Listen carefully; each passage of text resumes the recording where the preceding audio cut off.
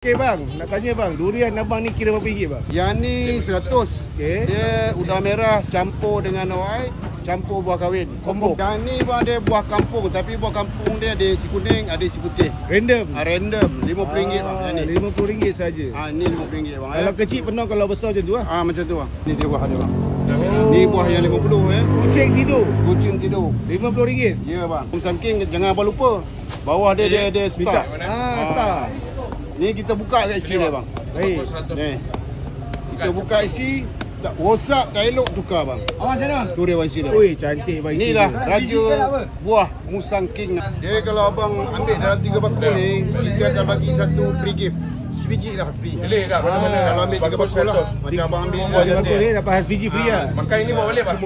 Habis bang, untuk tapau ni bang, memang abang akan tolong ke macam ni bang? Tapau ni dia kita bukakan isi siap-siap. Customer kena masukkan sendiri, kita bagi tapau free. Kalau ramai lah, kalau tak ada orang kita boleh masukkan lah. Dia Sabtu dengan Ahad bang. Memang kita bagi mengandung cendol percuma. Cendol durian percuma. Cendol durian.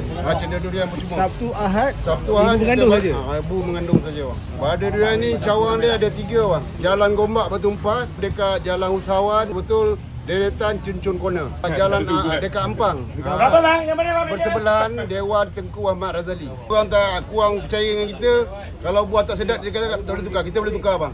Garanti dia sepanjang hayat. Sepanjang hayat waranti Garanti sepanjang hayat bang. Buka pukul 12 tengah hari sampai 12 tengah malam. Baik. Cuti ada? Cuti tak ada bang. Kita hari-hari buka. Ini yang buah longgok yang Musangking yang kita longgok, kita masukkan dalam tapawai. Ini ukur dia bang. Baik bang. Roy. Bang, nice. Terima kasih.